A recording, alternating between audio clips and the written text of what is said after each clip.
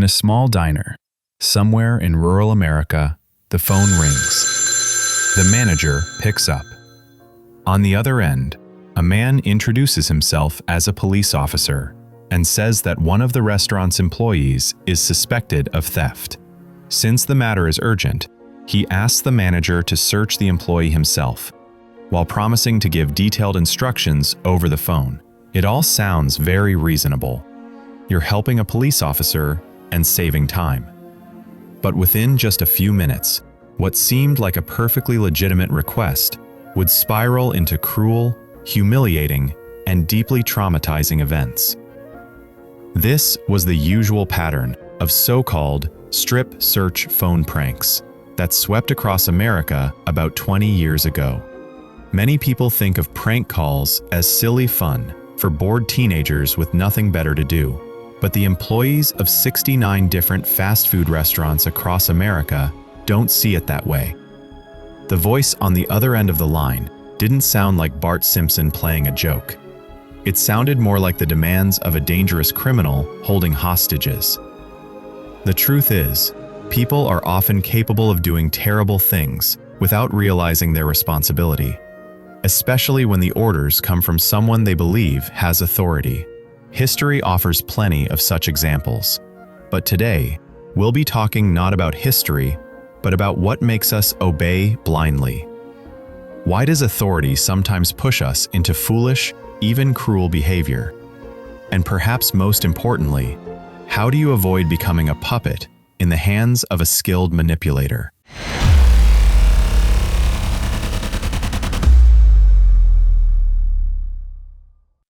"4 p.m., April 9th, 2004. Friday. As always, a busy day. At a McDonald's in a small town in Kentucky, a call comes in from the police. The manager, Donna Summers, picks up. A firm, authoritative voice introduces himself as Officer Scott. Remember that name. In the background, she can hear what sounds like police radio chatter. Scott says that on the other line is a representative from McDonald's corporate and the store's supervisor. Officer Scott gets straight to the point. According to him, a young woman working at this McDonald's is suspected of stealing a purse and selling drugs. He describes her appearance in detail, right down to the color of her necktie. Summers realizes he's talking about Louise Ogborn. She's just 18, a high school senior, a regular churchgoer, a straight-laced, good girl. To avoid alarming customers, Scott suggests searching her right there in the staff room, instead of involving the police directly. The cops are busy with more serious crimes, he explains. If Louise is innocent, it will be obvious, and the issue will be settled quietly. After all, who wants trouble with the police? Summers agrees and calls Louise in. Louise bursts into tears, begging to be taken to the station, where she can explain she hasn't stolen anything.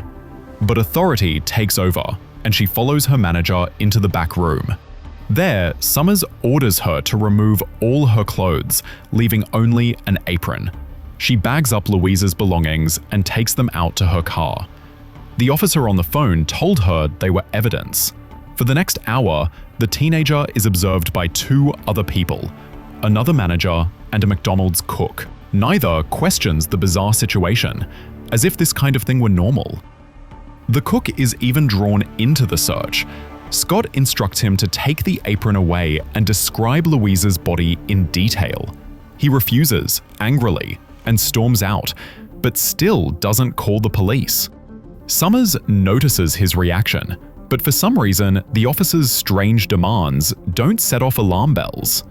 Meanwhile, customers are lining up. It's Friday after all, and Summers needs to get back to work. Officer Scott asks if she has someone she trusts who could take over the search. Maybe her husband? Summers giggles, says she isn't married but does have a fiancé, and calls him to come to the restaurant. Meanwhile, Louise, naked and sobbing, waits alone in a tiny back room, thinking the worst is over and the police will soon arrive to sort things out. But what follows is not just humiliation, it's torment. Instead of police, Summers' fiancé arrives. He's a 42-year-old exterminator, more than twice Louise's size. Summers hands him the phone and leaves him alone with the terrified girl.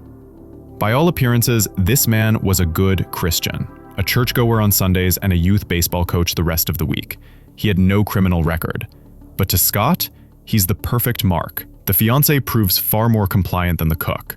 Following Scott's instructions, he takes away Louise's apron and forces her, completely naked, to run and jump in place with her arms flailing, supposedly to see if anything illegal falls out. Nothing does. So Scott escalates. She must stand on a chair, then climb onto a table, while he describes her body over the phone in detail. When Louise protests, Scott has her put on the phone and threatens her with losing her job if she doesn't obey. But even this soon bores him.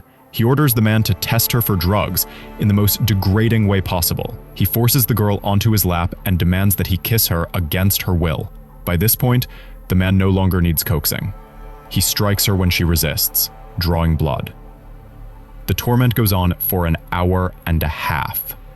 Finally, Scott instructs the man to make Louise kneel on the cold floor and perform a sex act. The most chilling detail is caught on camera. Summers walks into the room multiple times while Louise is seen crying, begging her to stop the madness, even trying to cling to her, but in vain. When asked to call the police immediately, Summers replies that she is still waiting for the officers to arrive. Eventually, the search ends, and Scott tells the man he can leave. At home, racked with guilt, he calls his best friend and admits he's done something terrible. But he wasn't the only one. Police had been receiving reports of strange phone calls like this for 9 years. The first known case was at a small restaurant in North Dakota, followed by another in Nevada the same year. The caller, always targeting small-town fast food outlets, deliberately chose places staffed by young, inexperienced workers, less likely to question authority. By 2000, there were more than a dozen such incidents. By late 2003, almost 60. Each year, Officer Scott grew bolder and more manipulative. He once convinced a Burger King manager to harshly discipline a 17-year-old employee until she cried. When she did, Scott told her to act like it doesn't bother you, so the manager wouldn't feel too guilty. At a different McDonald's, he tricked a female manager into taking off part of her uniform for a customer, claiming it was a setup for a supposed offender. Another time, he manipulated a brand new employee, on her 18th birthday, into running around the restaurant in nothing but her uniform apron, striking odd poses. In 2003, he even convinced a 53-year-old janitor to mistreat a cashier just out of school. That same year, he targeted a very young employee. All across America, victims never doubted they were speaking to a real officer. They didn't ask for a badge number, didn't call their local precinct, didn't question the legality of the orders. Even those who had heard news reports of similar scams didn't connect the dots. To us, hearing these stories now, the red flags seem obvious, absurd even. Why didn't anyone resist? Even the perpetrators admitted later that they couldn't explain their actions. They felt as if they had been hypnotized.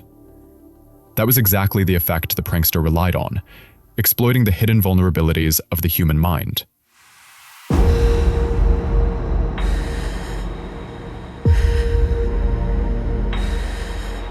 The simplest question we need to answer is, why did the unfortunate 18-year-old girl agree to be searched in a back room?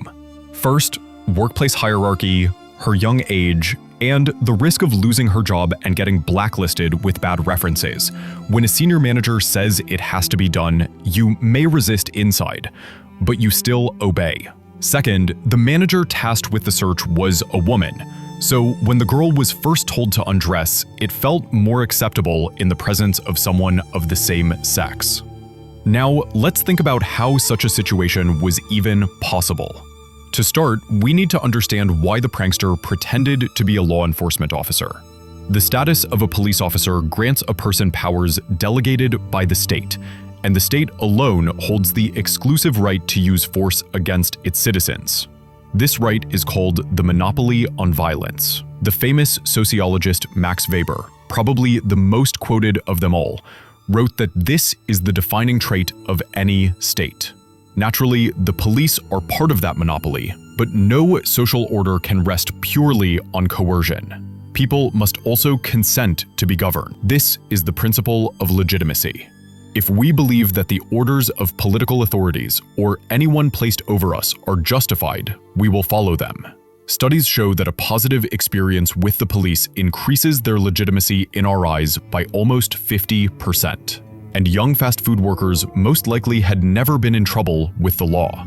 Officer Scott knew all the professional jargon, spoke clearly and confidently, gathered background information on his victims in advance, and with each new instruction, his targets fell further under his influence. Then came cognitive biases, the unconscious mistakes our brains make, the bugs in human thinking. Take the confirmation bias, for example. When someone looks for evidence that supports their view or actions and ignores everything that contradicts them, restaurant managers who fell for the phone scam were under this spell. They might have wanted to stop what was happening, but doing so would mean admitting they had become accomplices to a crime. Nobody wants to see themselves as a criminal. So, in the moment, most didn't see their actions as wrong. That also meant there was no reason to doubt Officer Scott's identity or motives, and it's hard to admit to yourself that you harmed an innocent person just because a faceless stranger told you to. Strangely enough, the more disturbing the prankster's demands became, the harder it was for the staff to stop obeying. This is the escalation of commitment effect. Participants weren't blind or stupid. They saw the harm, but they truly believed that stopping halfway would make things worse. I should remind you, they were making decisions on the fly, under constant phone pressure. In such conditions, information overload sets in quickly. The more input the brain receives, and the more shocking it is, the poorer the decisions become. But some people are more resistant to overload. All it takes is one such person to break the vicious cycle. And in our story, a hero like that eventually appeared. We left off where the McDonald's manager's fiancé, in just an hour and a half, had gone from a respectable citizen to a vile abuser. But after he went home, the nightmare for Louise wasn't over. She managed to put her clothes back on, but Officer Scott was still on the line, issuing orders. Master Summers was instructed to find a new watcher. The next person at hand happened to be a repairman who occasionally fixed equipment at the McDonald's. That day, he was off work and had only stopped by for coffee and dessert. What he saw in the back room made his eyes nearly pop out of his head. At first, Summers managed to convince him that everything was fine, that the search was authorized by higher management.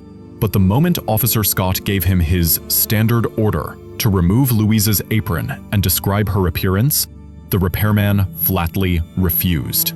He turned to the manager and said, "Something's not right here." That simple, seemingly obvious thought struck Summers for the first time in 3.5 hours. She called her supervisor, the one who was supposedly on the second line with the officer this whole time, only to find out she had been asleep all along. The prankster hung up. Only one thought flashed through Summers' mind. I've been duped. The back room dissolved into chaos. Staff crowded inside, trying to comfort the devastated girl. Summers, hysterical, begged her for forgiveness. Shivering and in shock, Louise asked the second manager if she still needed to show up for her morning shift. The reply, she could take as much time off as she wanted. Naturally, she never came back to that job again.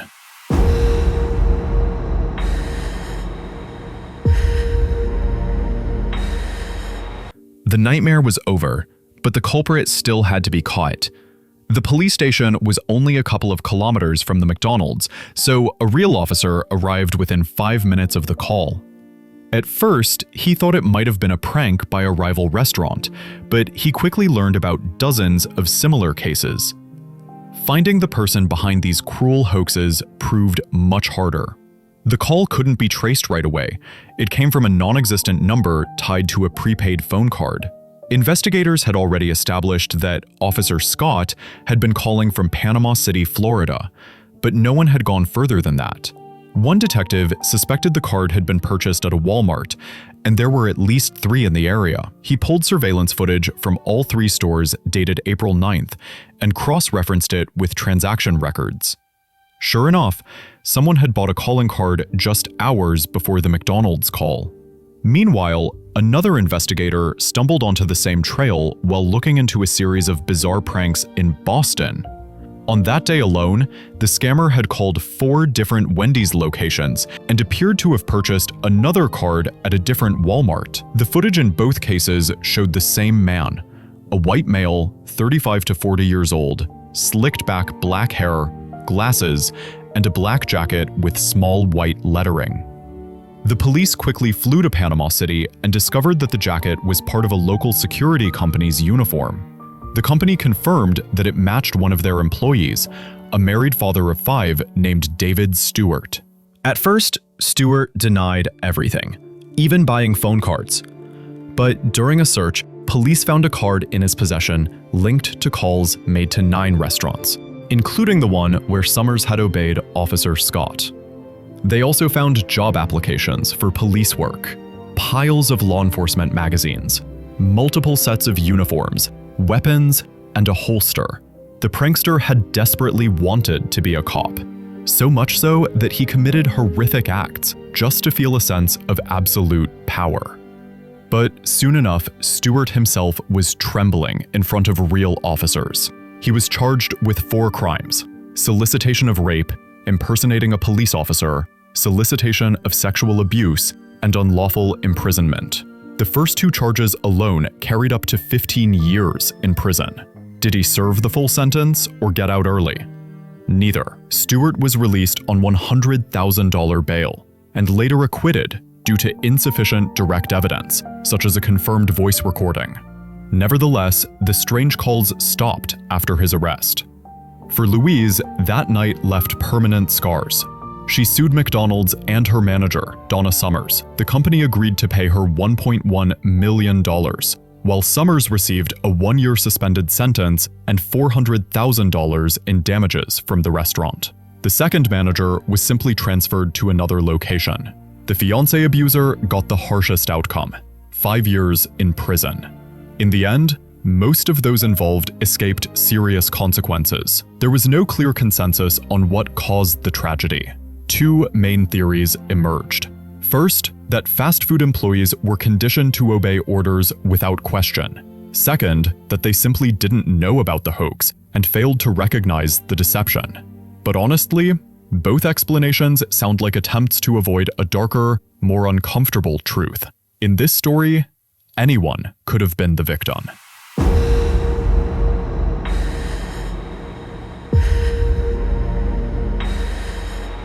Anyone can be caught off guard, and if the caller claims to be a police officer, a bank employee, or even a federal agent, there will always be those who follow instructions. In fact, examples from real American life show the problem is on a much larger scale. Just last year, the Federal Trade Commission, FTC, reported consumer fraud losses exceeding $12.5 billion.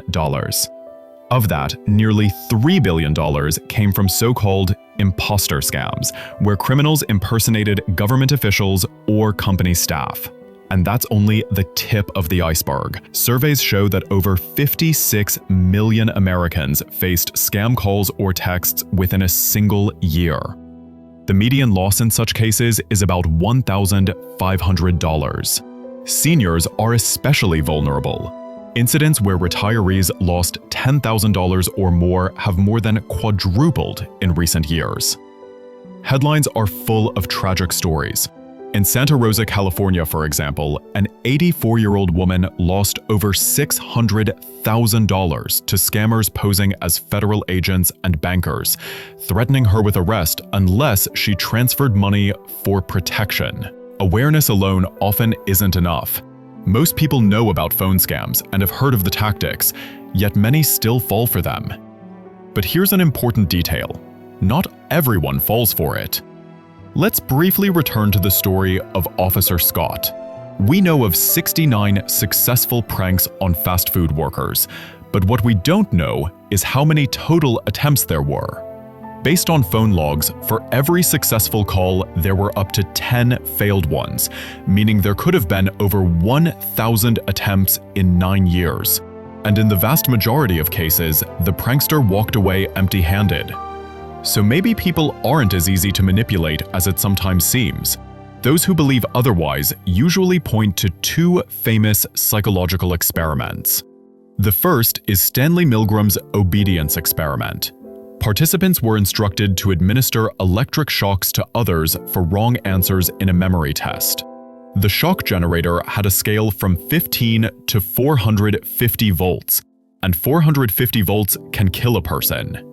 The victims screamed and begged for mercy, while an authoritative man in a lab coat insisted the shocks continue. Of course, no one was actually shocked. The pain was acted out. Yet, out of 40 participants, 26 went all the way to the maximum voltage. Later, it turned out that half didn't really believe they were delivering real shocks.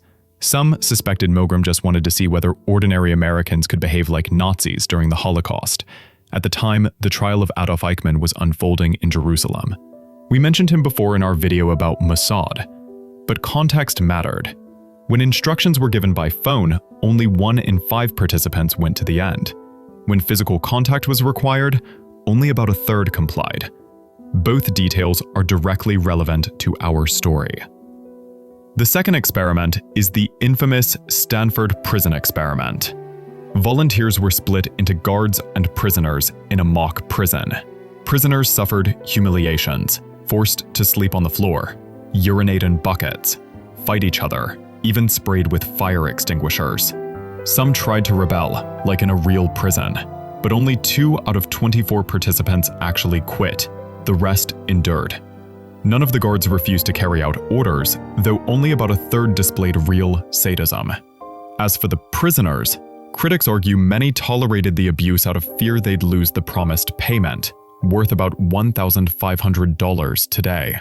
Others note that perhaps only people already predisposed to certain behaviors would even agree to such an experiment. But the main takeaway is this: don't be too sure it could never happen to you. What happened to the prank victims could happen to anyone. That's why the best defense is vigilance. If someone is trying to push you into panic, demanding immediate action, they're trying to manipulate you. That alone should raise alarms. Never blindly obey a stranger's instructions, even if they know your name, your address, or what your coworkers look like. Don't hesitate to call back the police, your bank, or whoever they claim to represent. Demand proof. I truly hope this video sticks with you, so that every time you see an unknown number, you'll remember the horrifying prank calls that once plagued American fast food restaurants, and you won't let yourself be deceived. A new video is coming soon. See you then.